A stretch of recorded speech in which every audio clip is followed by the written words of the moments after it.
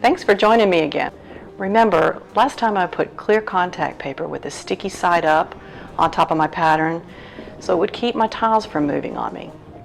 Well, as I completed a section, I've gone ahead and covered it with Mosaic tile tape. It comes in a roll like this, and you can order it online from several Mosaic suppliers. Now, I have one last section to tape, so I want to show you how to do this. Alright, this is the section that I have left that I've got to put some Mosaic tile tape over. This is the roll.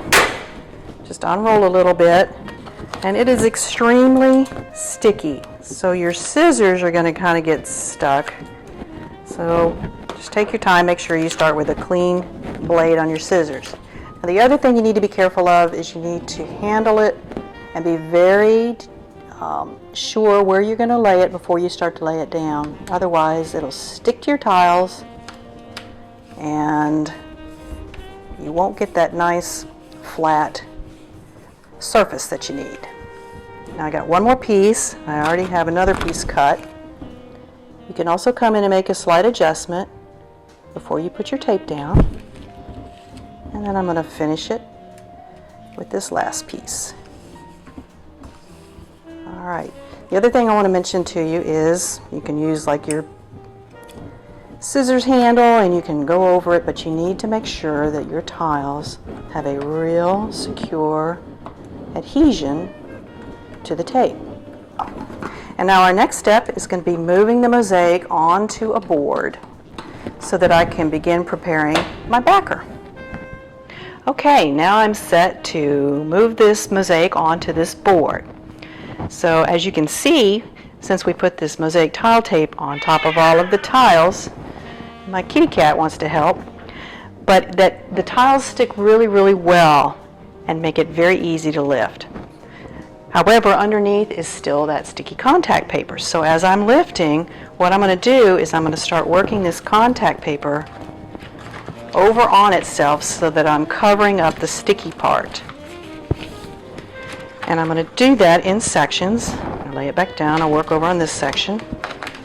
And I'm folding the contact paper on top of itself as I gently lift.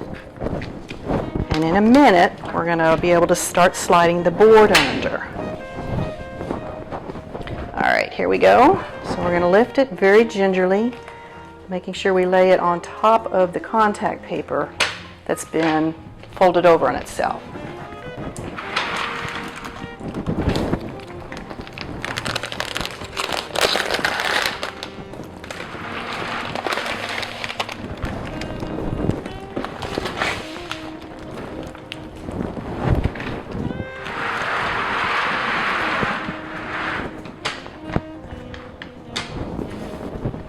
Okay, now I popped a tile or two that I can see here, but I can go back and I can cut a hole and go back and fix those tiles and get them all set for when we put it on the backer.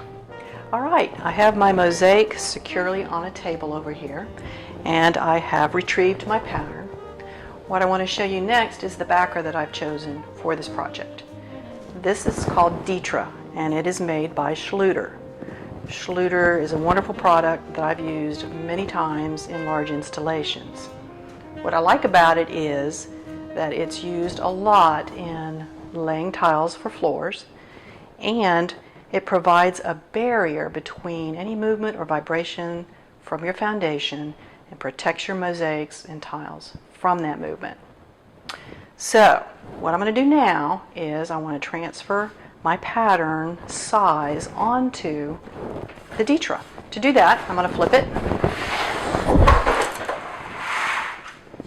grab my pattern,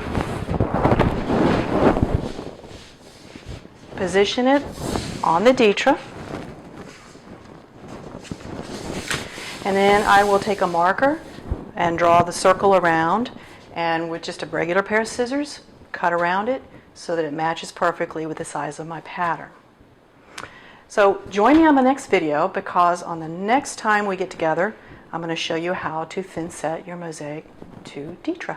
Thank you.